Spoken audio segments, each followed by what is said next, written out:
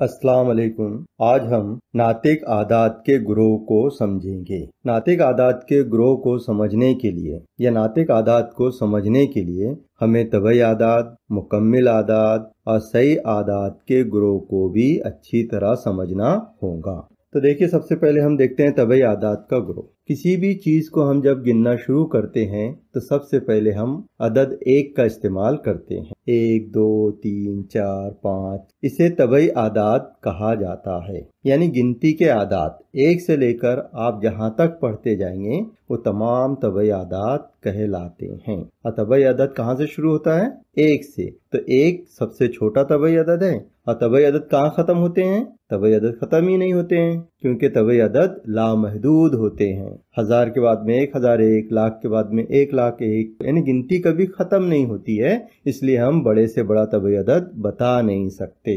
लेकिन सबसे छोटा आदत कौन सा है? तबई आदत 1 है। आइए इसके बाद समझ लीजिए आप मुकम्मिल आदात के ग्रोह को। तो जो हमारे तबई आदात हैं, गिनती के जो आदात हैं, उसमें अगर हम सिफर 0 शामिल कर लें तो वो मुकम्मिल आदात का ग्रोह बन जाता है। यानी 0, 1, 2, 3, 4 इस तरह आप पूरी गिनती आगे पढ़ सकते हैं। यहाँ भी हम मुकम्मिल आदाद में सबसे छोटा आदद बता सकते हैं। कहाँ से शुरू होते हैं मुकम्मिल आदाद? सिफर से शुरू होते हैं। लेकिन सबसे बड़ा मुकम्मिल आदद हम बता नहीं सकते, क्योंकि वो लामहदूद होते हैं। इसी तरह सही आदात का ग्रोह, इसे भी मुख्तसर तौर पे बता देता हूँ मैं यहाँ पर, कि तमाम तबई आदात यानी गिनती के आदात 1, 2, 3, 4, 5 यानी सीधे हाथ की तरफ के आदात, जिसको मस्बत आदात भी कहा जाता है, और उल्टे हाथ की तरफ के तमाम आदात, लेफ्ट साइड के तमाम आदात कौन से होते हैं? सही आदात में लेफ्ट साइड के तमाम आदात वही तबई आदात होते हैं, 1, 2, 3, 4, लेकिन मनफी होते हैं। -1, -2, -3, -4, -5, और दोनों मस्बत और मनफी सही आदात के दरमियान सिफर होता है। यानी सिफर के सीधे हाथ की तरफ, राइट हैंड साइड की तरफ मस्बत सही आदात होते हैं 1, 2, 3, 4, 5, 6, 7, 8, और सिफर के लेफ्ट हैंड साइड की तरफ मनफी आदात होते हैं, -1, -2, -3, -4। इस तरह के ग्रोह को सही आदात का ग्रोह कहते हैं। तो सही आदात में सबसे छोटा भी हम बता नहीं सकते, क्योंकि मस्बत साइड में लामहदूद आदात होते हैं, और मनफी साइड में यानी लेफ्ट साइड में भी जो है तो पूरे मनफी आदात होते हैं जो लामहदूद होते हैं।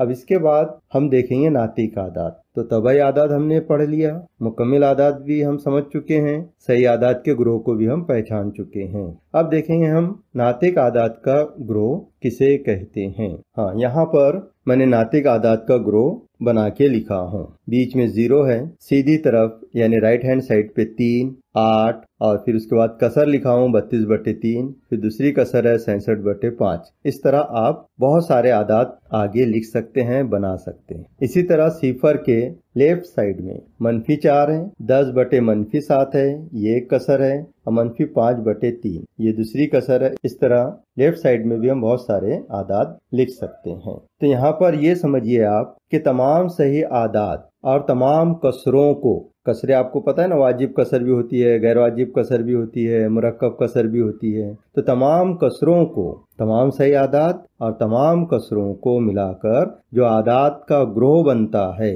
उसे हम नातिक आदात कहते हैं। लेकिन इसमें एक बात ख्याल रखिए आप कि कसर जो होती है वो शुमार कुनिंदा का अदद और नीचे नसब नुमा का अदद होता है। तो शुमार कुनिंदा का अदद को हम m समझो और नसब नुमा के अदद को n। तो m/n की सूरत वाले आदात को नातिक आदात कहते हैं। यानी एक अदद ऊपर होना चाहिए, एक अदद नीचे होना चाहिए। दोनों आदात कौन से होते हैं? सही आदात ही होते हैं। यहाँ पर m और n सही आदात ही होते हैं, लेकिन सही आदात में सिफर भी होता है, सही आदात में सिफर भी होता है। तो यहाँ पर इस बात को याद रखिए कि n की जगह यानी नसब नुमा की जगह सिफर नहीं होता। नातिक अदद में नसब नुमा की जगह जो अदद है वो सिफर नहीं होता। तो नातिक आदात के ग्रोह को आप समझिए कि m/n की सूरत वाले आदात को नातिक आदात कहते हैं। यहाँ m और n सही आदात होते हैं, लेकिन n गैर सिफर सही अदद है। गैर सिफर सही अदद है यानी वहाँ सिफर नहीं हो सकता, दूसरा कोई भी अदद होगा, 1, 2, 3 होगा या -1, 2, 3 होगा। लेकिन सिफर नहीं होना चाहिए। हम जानते हैं कि दो नातिक आदाद के दरमियान बेशुमार नातिक आदाद होते हैं। जैसे तबई आदाद के दरमियान हम दूसरे आदाद बना सकते हैं कसर वाले। मुकम्मिल आदाद के ग्रोह में भी हम कसर वाले दूसरे आदाद बना सकते हैं दो आदाद के दरमियान। सही आदाद के ग्रोह में भी हम कसर वाले आदाद दो अदद के दरमियान बना सकते हैं। इसी तरह नातिक आदाद जो होते हैं तो दो आदाद के दरमियान भी हम बेशुमार नातिक आदाद बना सकते हैं। हम इस टेबल को समझेंगे जिसमें तबई आदाद, सही आदाद और नातिक आदाद दिए गए हैं। आइए इसे देखते हैं। आदाद में हमारे सामने -3, कसर 3/5, -17, -5/11 और 5 ये आदाद दिए गए हैं। अब इनमें हमें ये पहचानना है कि तबई आदाद कौन से हैं, सही आदाद कौन से हैं और नातिक आदाद कौन से हैं। तो सबसे पहले हम देखते हैं कि इन आदाद में तबई आदाद कौन से हैं।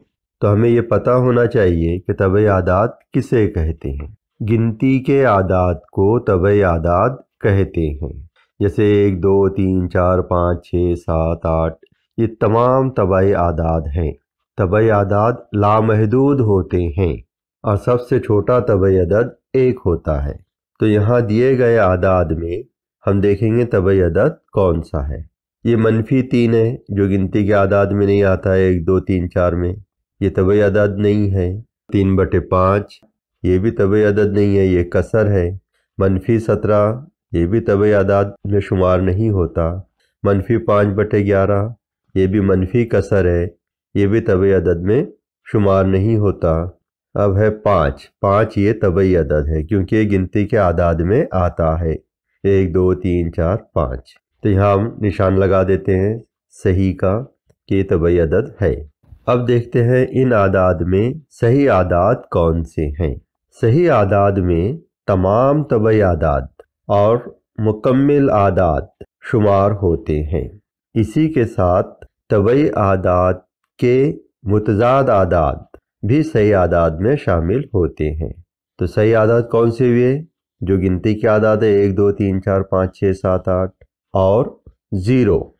इसके अलावा मनफी तबई आदाद यानी तबई आदाद के जो उलट होते हैं जैसे 1 -1, 2 -2, 3 -3 ये भी सही आदाद में शुमार होते हैं। तो सही आदाद में तमाम तबई आदाद भी आते हैं, तबई आदाद के मुतजाद आदाद भी आते हैं और सिफर भी आता है। तो देखिए इन आदाद में अब कौन से आदाद सही आदाद हैं।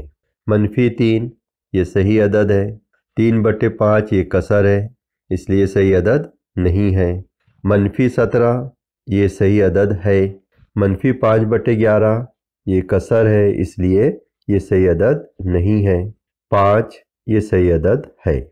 अब हम देखेंगे इन आदाद में नातिक आदाद कौन से हैं। नातिक आदाद में तमाम सही आदाद और तमाम कसरों का शुमार होता है।